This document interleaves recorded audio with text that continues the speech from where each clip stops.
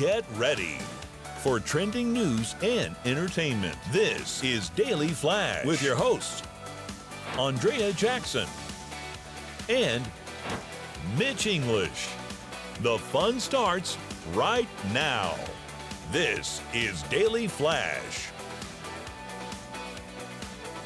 Hey everybody, I'm Andrea Jackson. And I am Mitch English, and this, to all of what I understand, is Daily Flash. Woo! Today's trends, tomorrow's talk. Look at how beautiful our set looks. A shout out to Mackenzie. Mackenzie, lemon, she Amazing. got us into the mood. You can't see how the poinsettia is. There Gorgeous. she is. There she is. Hi, Mackenzie. She's down at the bottom of your screen. Big heart, Yep. love her. What's her new nickname? Lemonade? Lemonade is our new nickname. James, one of our producers, has nicknamed her Lemonade. Lemonade. I don't know how she feels about that. Lemonade. James, what's crack-a-lackin'? What are people talking about? How can they get a hold of us? Hey, man, we have a great question of the day. It's all about the question of the day. So here we go. What movie ending would you change? Ooh. Mine, I'm looking at, man, it's too many movies. I'm going to say Blade, the first Blade. I wish it was changed a little bit. Yep. I'm sure it is Wesley what it is. Snipes wish it was changed too, as far as his casting. Hey, if you disagree with me, if you disagree with me, Matt, tell them where to go. They can head over to our website, dailyflashshow.com. Send us your note. Send us your ending you want to change to a film at flash@dailyflashshow.com. Like, subscribe, share. You can send it to us on all of our socials. What's your guys' one? I'm like running through the catalog in my head. Can I change it to television shows? I was thinking Because I can't Yeah. think of movies but Sopranos. I would change the ending to The Sopranos. There is no ending to The Sopranos. There is no, Apparently, the editor's like he did his 40 hours and That was cut. it. And every cable over. company in the country got yelled at because Yeah. they thought it cut out. Thought my TiVo wrecked on me that Yeah. night. Yeah, or the power went out, or everything went offline. Mine would be, what would be a different Seinfeld? ending? Well, yeah, which, you know what? Thank you for saying that. Yes. And Larry David fixed it in Curb Yep. Your Enthusiasm. Okay. And I like the Curb Your The Enthusiasm. fix. And you know what else I appreciated more about that is the fact that they went ahead and said, it was horrible. It was a horrible ending Really? to I an didn't- unbelievable series. I wasn't that perturbed by I it. was. Yeah, okay. I was like, are you kidding me? I think the best, I can only give them a half a point, the best ending to any TV show was Arrested Development.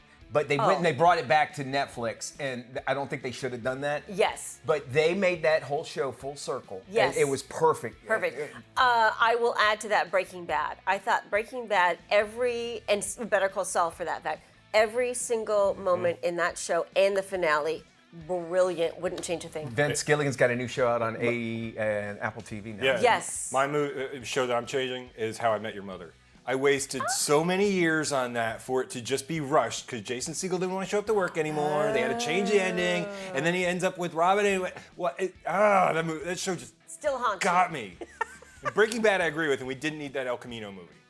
We did. I liked it. But I liked it. I liked it, But we Yeah. didn't need it. We watched it a second time, and I thought it was. You know, and Vince Gilligan, the reason I had said that about this new show is that he's such a great, prolific director, is that everything in Breaking Bad was purposeful, down to the carpet, to the color of clothes that they were, Yes. and even to the titles of the episodes, which is extremely smart because, like you go back and watch things that you missed. Yeah. And he had a plan. It felt, you probably didn't have the ending when you started, but it felt like it. Yeah. Much unlike when you found out Lost they were just making it up as they went along, That's another show I love, and the ending I would not change on that show.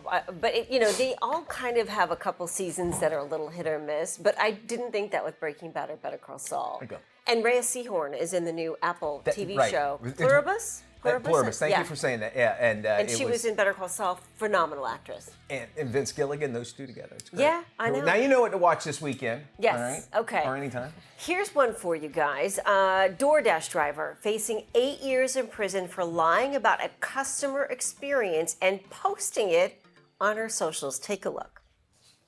The DoorDash customer requested that their order be left at their front door. When I arrived at their front door was wide open. Their lights were on. They were sleeping on the couch within eyesight of the front door. with their pants and underwear pulled down to their ankles, and they were indecently exposed to me. So this is 23-year-old Olivia Henderson. She's from upstate New York. She's drawn a lot of attention after she posted several videos about a delivery experience she had. Now, she amassed millions of views after she claimed she was a victim of sexual assault after seeing a customer passed out on his couch with his pants down. Again, this is what she accused him of. TikTok has taken down a number of her videos that she posted showing the customer. Her main concern seems to be about the strikes and potential ban from the platform. Now, this might give you a better idea of what authorities are dealing with. Take a look. Guess what? If I get one more strike, I'm banned from TikTok. So not only did I get assaulted 3 days ago on October 12th on Sunday, I then lost my job. The police are doing nothing. And if I get one more account strike on TikTok, my account's done. This is a man's world. I'm the victim. Remember, I'm the victim. Okay, so Olivia was the one who called the cops, claiming that she had been lured to the man's house despite being passed out on the couch. However, this is where things get interesting. Ring camera footage appears to show Olivia letting herself into the man's house, and police say she was never encouraged to go in. On top of that, she recorded the man in his home without his permission or knowledge, and then shared the video of the man on social media with the sexual assault claims. Shortly after her initial post, she accused DoorDash of firing her. DoorDash says at the time they had no other choice after she shared videos of the customer on her socials and discloses personal details, a violation of their policies. Now, Henderson faces 2 felony charges: entering the man's home without his permission, making false claims, and recording him while he was passed out on his couch, and then posting the video and the claims on her socials. 1 count of unlawful surveillance, 1 count of sharing unlawful surveillance of the images. If she is found guilty, she could face up to 8 years in prison. Wow. I bet you dollars donuts he didn't tip well. And that's where I'm like, why did she target this guy? Like finding somebody and say, I'm going to ruin this human's life altogether. If this is true, I mean, but it sounds like all the evidence is pointing that this is all a fabrication of what this girl had done. For attention, so that she can get more, and then you can see her frustration, and like if you get one more strike, okay, that means you had 2 strikes, so you did something twice. That they gave you enough that they kick you off. I think they should kick her off altogether because that's she should. Yeah, she should. Now right that she's facing felony counts, exactly. And it's sad that something like this would happen. But what in your mind, what causes you to go and want to destroy this guy's house? And third thing, there actually is a problem with people being passed out when they order stuff. Right. Did we talk about the colleges? We did the college thing. Yes. And James, I know you've got a handle on this. Yeah. So I've had several conversations because, dealing with the industry itself, delivering to people and being careful of how we do things. She was asked to leave it at the door. But despite everything you guys just said and knowing that there's video of her entering when she wasn't supposed to, there are people out there who are defending her and saying it was assault when the guy was passed out. I saw the entire video, including her, the guy laying in the background. And there's no way, if you look at the definition of assault, should be considered assault at all.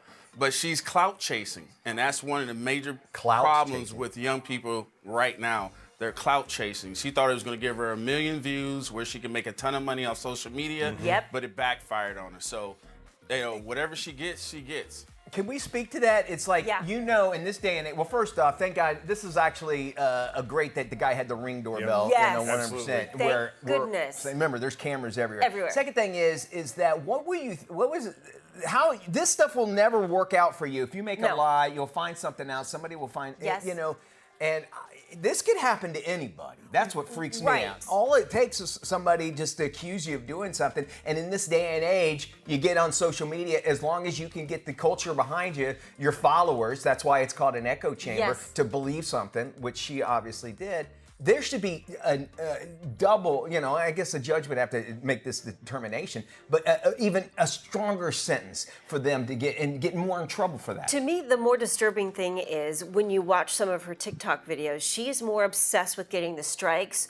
And then she claims that TikTok was conspiring against her because she had so many views, she was going to lose money on her videos. So she had no problem accusing a man of a crime he allegedly did not commit. But she's more worried about her clout on Herself, TikTok. exactly. Yeah. Now, I'm sure out there, each of you might have a different opinion about this. We need to hear it so we can share it, so we can get to all sides for it. You can contact us. James is monitoring that. Flash@dailyflashshow.com is our email address. Hey, we're going to be talking about the boomers. Every generation, we can actually find out what to do with their stuff. We're going to be talking about that. Celebrity real estate. Here's our brain flash question of the day. Which year officially marked the very first Cyber Monday in the United States?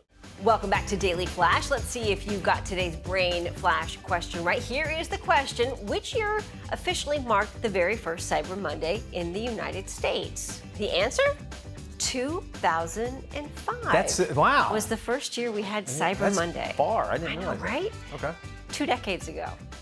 All right, well, welcome back. I'm Andrea Jackson along with Mitch English. There is a mega generational wealth transfer happening right now. Boomers are leaving their families a ton of stuff, and we're not talking just about money. Joining us to talk more about it is Emily Stewart. She is with Business Insider. Emily, great to have you back. Why are boomers passing along so much stuff, not just money? I mean, some of this is just like a fact of life, I think, in a consumerist era, consumerist economy. Across our lifetimes, we accumulate a lot of things, right? You think people stay in their homes for 30, 40, 50 years, you're going to kind of pile up a lot of stuff. That being said, with baby boomers, there are some things that are a little bit special about them. They were raised by Depression babies who kind of had this mantra of hold on to everything because you don't know how much you will have. They also kind of came up in an era where, the economy was really booming. And in the 80s, they were in their prime when the idea was like, he who dies with the most toys win. And so, now as they're aging, they've been in their homes for a long time. They've accumulated a lot of things. And now they and their families are looking around and saying, hey, where's all this stuff supposed to go? Right. What emotional burdens do millennials face when inheriting these kinds of possessions? Yeah, I mean, this is really a tricky one. I think, millennials and Gen X as well, because they always get upset if we leave them out.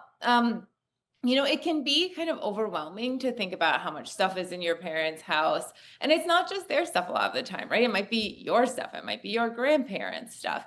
And there's also some emotions around, just because something's somebody else's memory doesn't mean it's yours. It might be really important for your mom or your dad that you take these dishes or this hutch or these collectibles.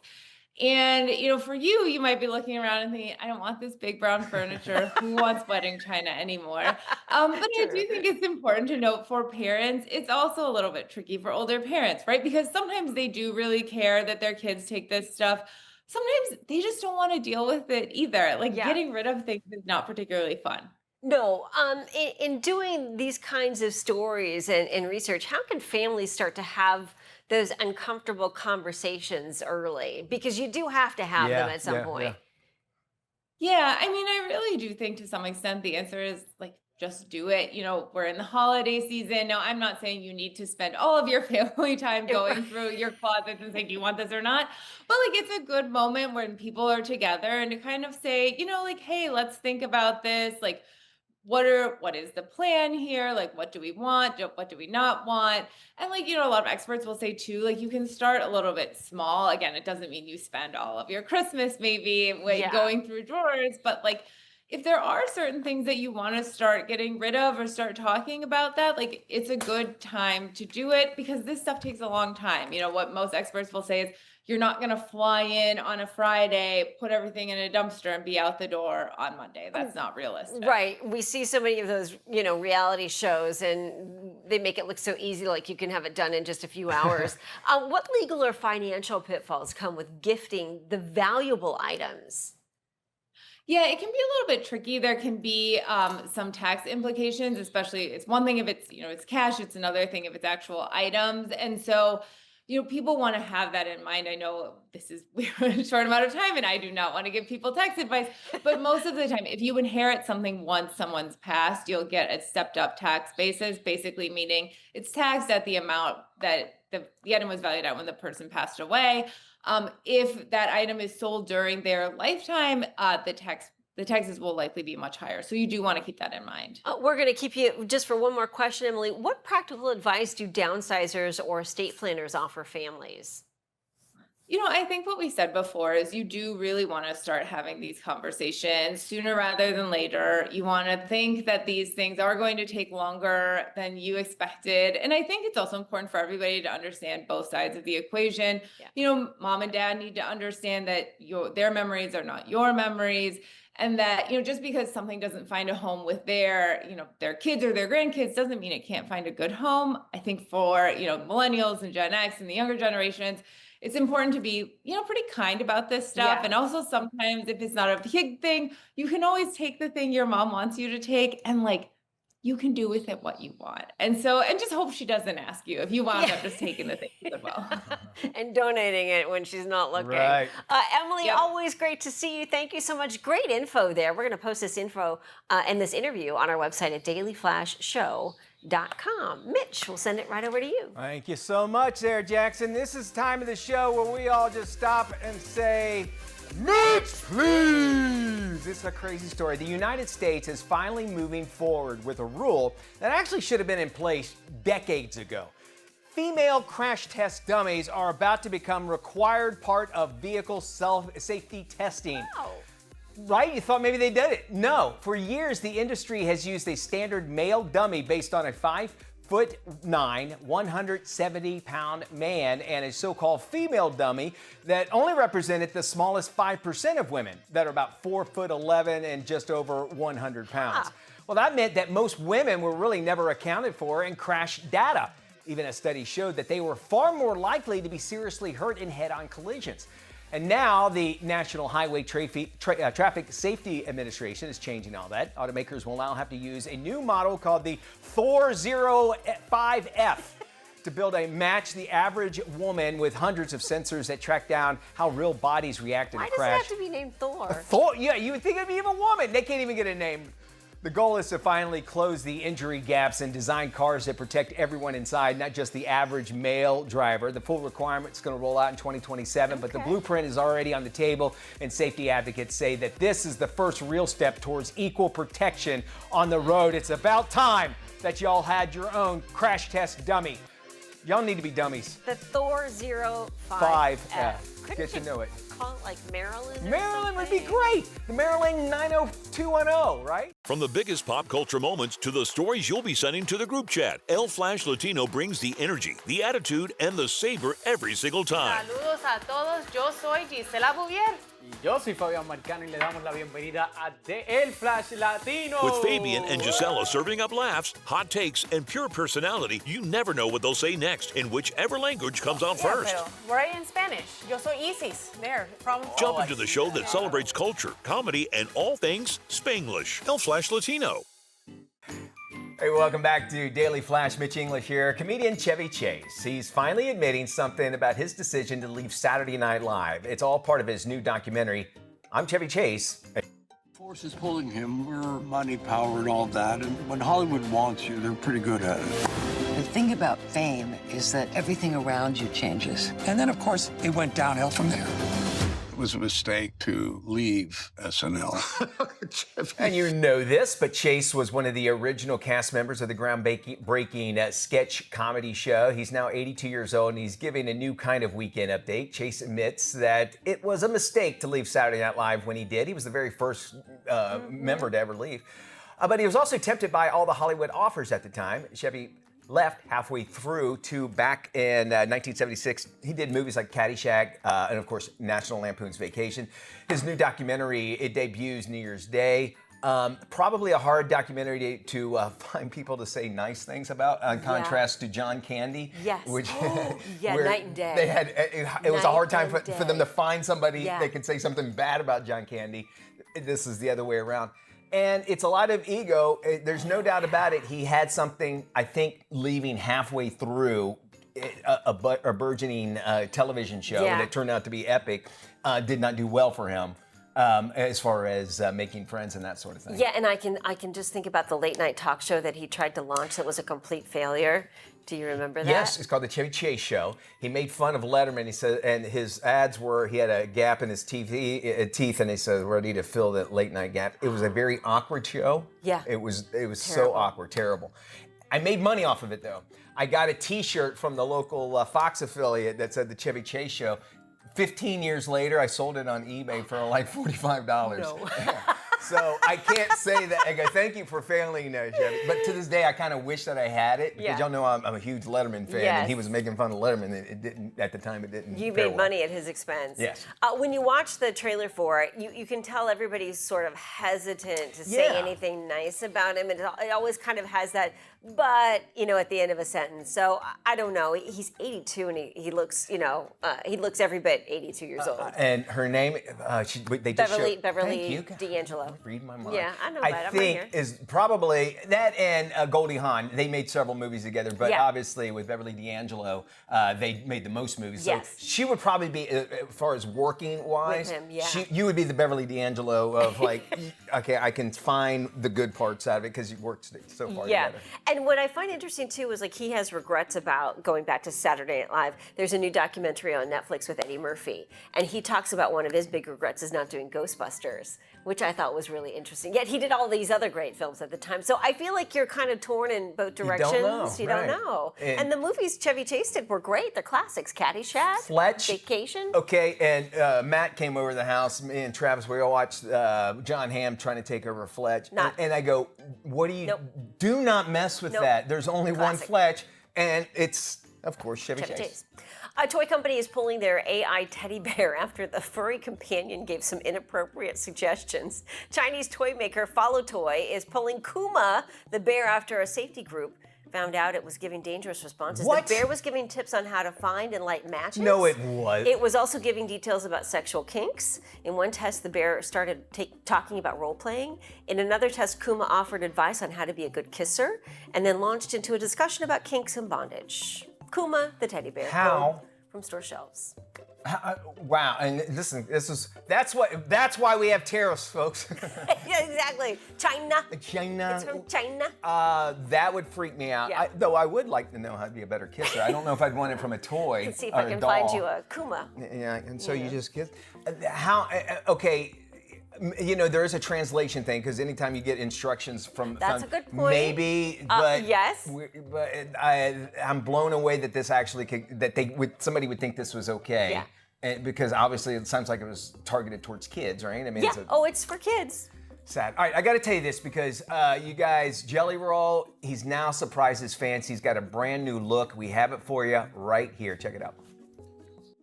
What's up, y'all? By now, you have probably figured out that I look like a Ninja Turtle. Yeah, this is crazy. One of the reasons I'd even started growing a beard was because I was so obese. It was just easier to cover up what was happening here, So, I don't know. Anyways. All right, he's never shaved his face until he got, basically since he was fresh out of prison. His real name, Jason Delford. He told fans he's always had a beard, cover up his double chin. I totally understand this. His wife, Bunny, shaved it all off. He's lost 200 pounds. He was up to 500 pounds. Can you believe His that? goal was, I want to be on Men's Fitness, the cover of Men's Fitness. So I'm telling you, and he will do it. Yeah. And this guy, I think, I cannot wait to make a movie, see this movie. I would Another watch this movie. 50 to go, he says, but I think he looks phenomenal. Love it. We love you, Jelly. This is Daily Flash with your hosts, Andrea Jackson and Mitch English. Trending news and entertainment. This is Daily Flash. Hi, everybody. I am Mitch English. I'm Andrea Jackson. This is Daily Flash, and it's today's trends, tomorrow's talk, right here, every day, every minute. Let's check in with our stations across the nation. Matt Doolittle. Yes, 219 affiliates across the country, including all over the world on the Armed Forces Network. Make sure you go to our website, dailyflashshow.com. Click where to watch. You can tell your friends and family where to find us. And today we go to WVVH in the Hamptons. Oh, yes. And you know what's funny? I just ran into our friend John Ashton a couple days ago, and he was telling me how much he loves it up there. embarrassing. Oh, it's beautiful. And Jackson's been up there. I have. I worked with the brothers at WVVH. Yeah, they're great guys. They have been with Daily Flash for the longest time, and we love them up there at VVH. Yes, they sponsor the Hamptons Horse Show. You got to go up there. Oh, and I hang, did. Yeah, It because was we all know amazing. Jackson was a equestrian lover for sure. Wonderful. Okay, I was in Nashville for CMA week and a couple weeks ago, and listen, Nashville. I'm telling you, one of the next big city is going to be Nashville. Already is, I think. It's a huge, 100%. But it's going to get even bigger. But which also they have many universities here. You got Vanderbilt's there. Yeah. You got also Belmont, and they're wanting to make sure that their students were actually safe. Okay. And I absolutely love when officials, when we normally think of them as stodgy, and when you hear about rules, you don't want to hear them. So Belmont University, their campus safety, they go, hey, let's make a video about crossing the street. Something really easy. simple, Yeah. easy to do. But they got more attention the way that they did it. We're going to show you, this is the actual video that the Belmont University campus safety video. So good. That they sent it out. I'm telling you, this thing is viral everywhere. If you haven't seen it, you're about to right now. Check it out. A Bruins do's and don'ts of crossing the street. Do find a crosswalk. Don't jaywalk. Do look both ways before crossing. Don't start walking and expect everyone to stop before you. Do make eye contact with the driver of the vehicle. Don't assume they see you. Do cross the street calmly. Don't cross the street like this or this. And definitely not like this. Be safe, Bruins, and look both ways while doing it.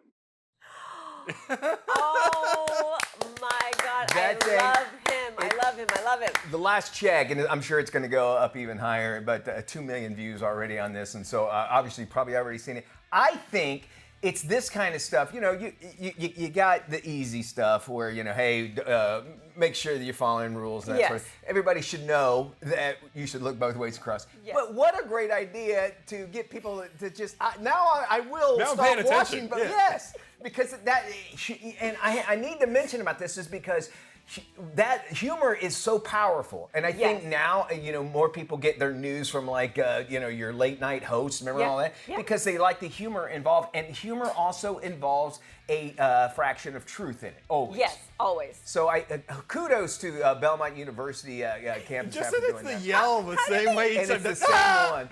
How did they do this? So basically. Just. Well, what you do is it's a masking thing. You grab the picture and mask it, and then slow motion. But it's then look done very well. Very well. I mean, and obviously, if anybody is, I think the car is actually animated. Watch, if you kind of look at it, maybe that might be. I don't know exactly how they did it. Get him on the show. I think we should reach out and see if we can get him. I'm telling you, this guy and Matt nailed it. This guy's gonna be the next hero, right? Somebody's gonna hire him to do their social campaigns or something like that, or he'll be on the late night shows, and it's so good. I love him. And police officers, they don't get the credit that they need. We only hear about them when they do the bad stuff, and so for them to do this, I think is great. And I think getting kids too. It's like, haha, kids are gonna watch this. Yes. It's going to get their minds at least go, all right, I need to look both ways. I know it's silly. But it combines the best of social media, the reels, the doom scrolling, humor, and America's Funniest Home Videos, right? Because we all love a good spoof or something that happens that's funny to people. So, and then a safety update. It's sort of all packaged neatly into one little thing. I love it. And just to get that's the good stuff you do. You don't go like we did at the top of the show talking about accusing people of doing crimes against you. Not at all. We've got celebrity real estate coming up. You ever want to know what Jake from State Farm's house looks like? Oh, we've got the pictures. And we also have a Kevin Spacey update for you. Might freak you out. Yes. Stick around. For generations, mankind has depended on one sacred device, the home television, a portal to laughter, heartbreak, and that one weird British baking show you swore you'd only watch once. But after 5 long days of labor, housework, and endless carpool lines, one question still haunts humanity. What do you binge this weekend? Fear not, the experts are here. Join Daily Flash every Friday for Streaming for the Weekend. Because life's too short for bad TV. Streaming for the Weekend every Friday, only on Daily Flash. Streaming for the weekend. Hey everybody, welcome back to Daily Flash. It's time to look at the lifestyles of the rich and famous. We're going to dive into some celebrity real estate. Okay. Well, Mitch, not every house on the block can say it was the home of a future president. True. President Trump's childhood home in Queens was just listed for $2.3 million.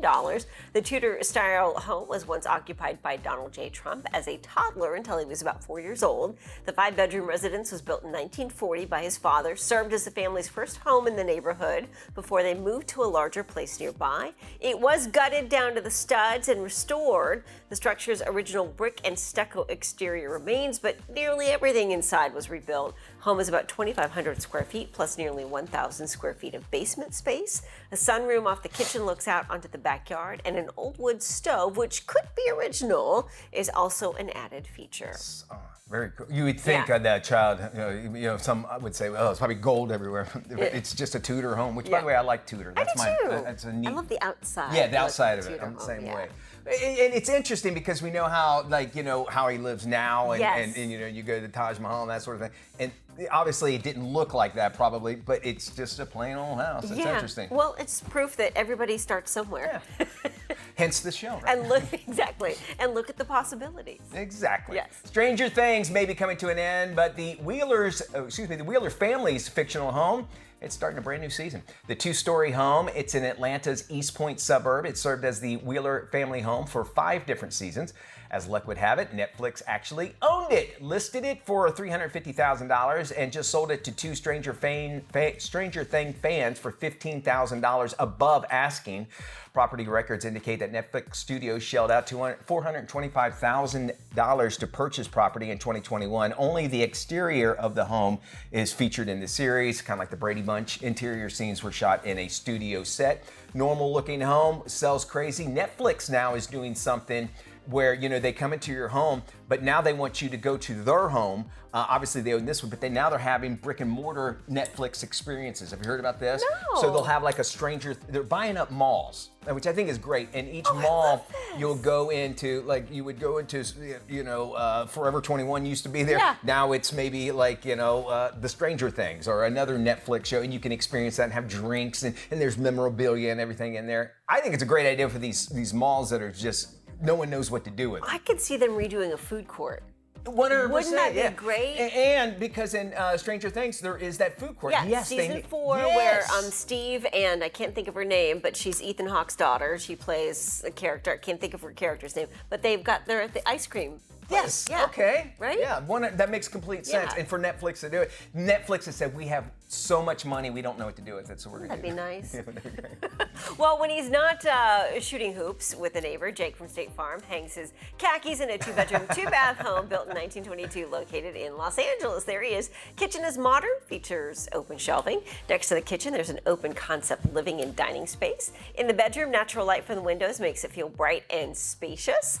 A tiled patio is where Jake hosts most of his cookouts during the summer months, and there you have it. It's quite modest, but I have a feeling he's doing quite well. I think he's fine. And you keep in mind, this is LA, and you're a commercial person, and I think Flo does very well as well, his counterpart, if you will. Yes.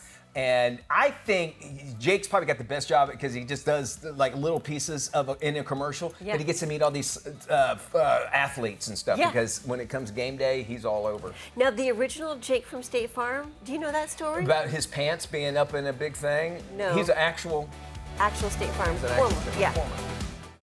Hey, Mitchie. Hey, Jackson. Yeah, I want to talk about that big story coming out of Hollywood. Hold on, wait. I want to get Matt in on this call, all right? Hold on.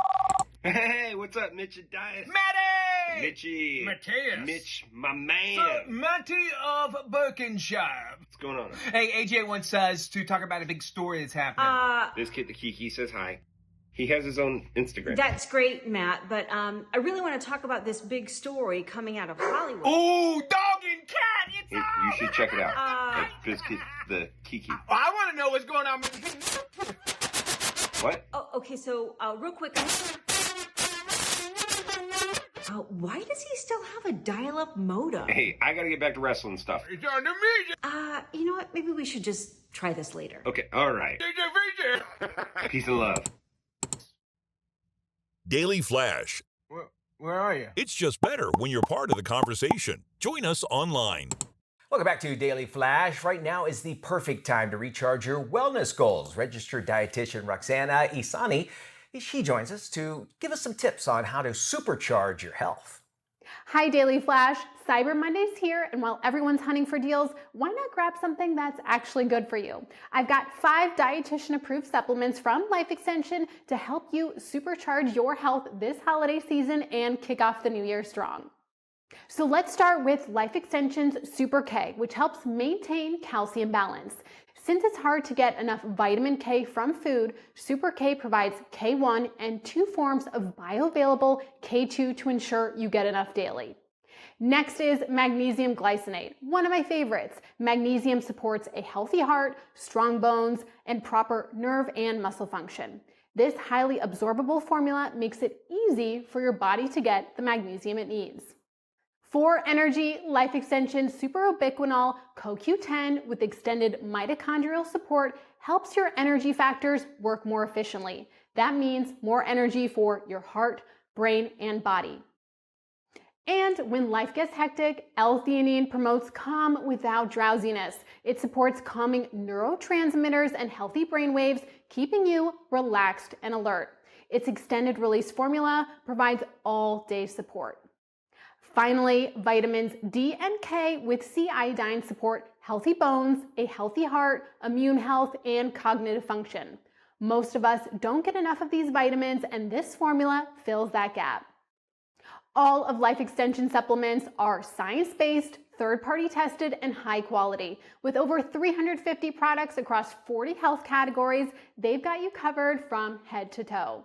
So head over to Life Extension's Amazon storefront this Cyber Monday to stock up on these 5 supplements and make this your healthiest season yet.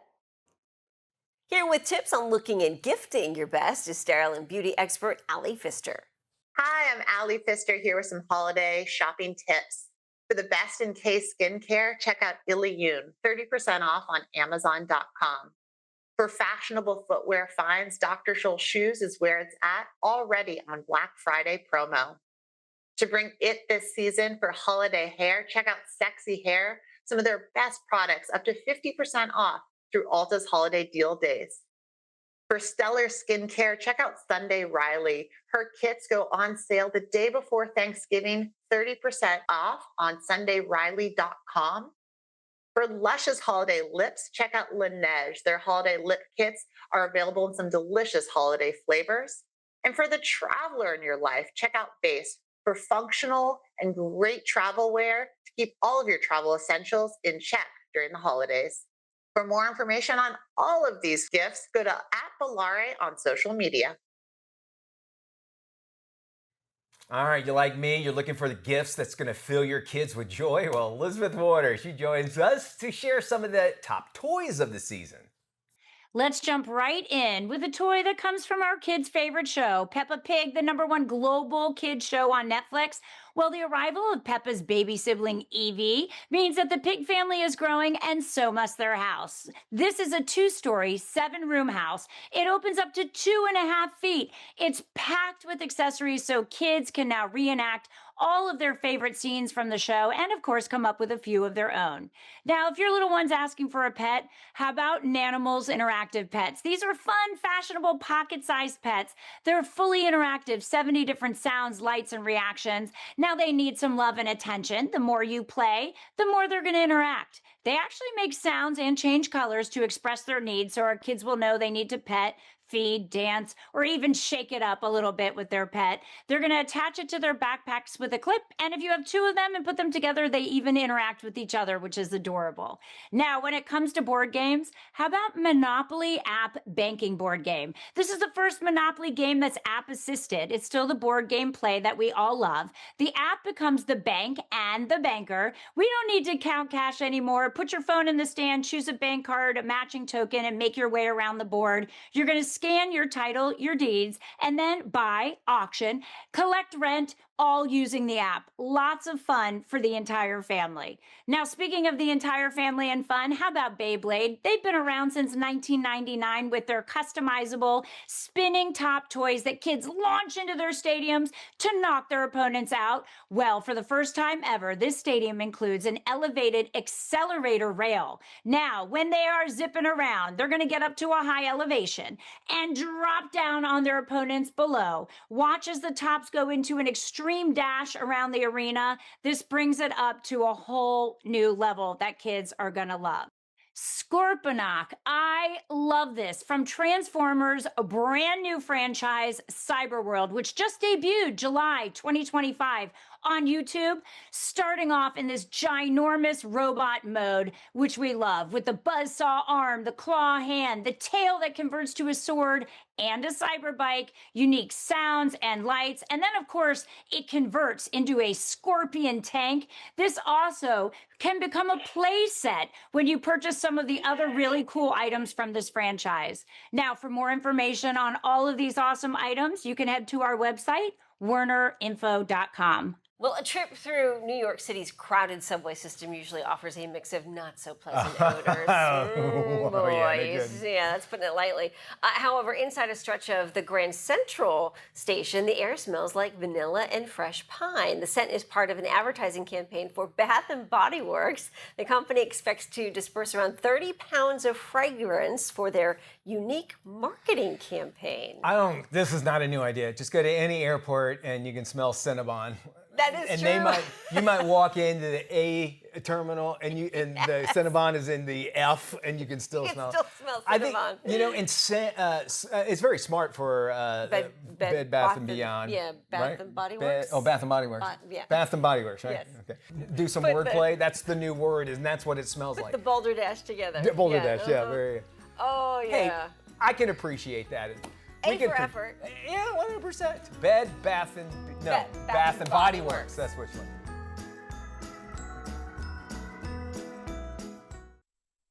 All right, everybody, welcome back to Daily Flash. Hey, listen, don't just sit there. Come hang out with us online. We are all over the interweb. You can find us pretty much just about anywhere. Facebook, Instagram, TikTok, all of them.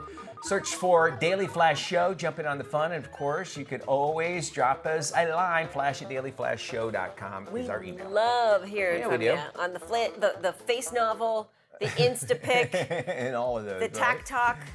Indeed. All right, before we go, and then there's this. Kevin Spacey making headlines again after revealing that he is now performing cabaret, well, just to get by. He says that he is living out of hotels and Airbnbs while he's traveling to find work. Spacey opened a new show called Songs and Stories in Cyprus, telling audiences that this is his way of surviving while he tries to rebuild a career. Now, Spacey says he's not been welcomed back by Hollywood yet, even though his name has been cleared in a number of cases. The actor admits that he is waiting for someone in the industry to give him an opportunity to return to film, but until that happens, he plans to keep singing, touring, and telling his story on stage. Spacey says it is not the life that he expected to be living at his age, but it is the life that he has to live right now, which I guess is the attitude towards it. Some heinous crimes he was accused of. Hollywood seems like they will allow people back. They have a short attention span. But to be able to only be able to play in Cyprus, I guess maybe the news doesn't get to Cyprus yet. That little isle off of Greece. And you know, his Netflix show was amazing. House of Cards. He's a prolific actor. Great actor. And then you hear about stuff that he was accused of, and then you're kind of wondering, is that the case? And then you watch documentaries about it as well. And that's how it goes. You gotta, if you want to become the life of a celebrity, you do have to give some of your life over to the public, which means you have to maybe act different than you normally do. And then of course the people surrounding him and these accusations enabling him, in each and every production. And the tough part is he's such a great actor. Box office hit, you got that ego that goes along with it, and then you find yourself in this particular position. But Hollywood loves a good comeback story. 100%. And they have a good way of just erasing the past. So kids, this should be a lesson to you. Learn something, be very good at it, and people will let you do anything you want in the world. I hate saying that. That's not good advice at all. Good advice. Tune us in tomorrow, Yes, right? that's great advice. Yeah. Yes. You Happy miss a minute, you miss a lot. I love that. We'll have more tomorrow. See y'all then.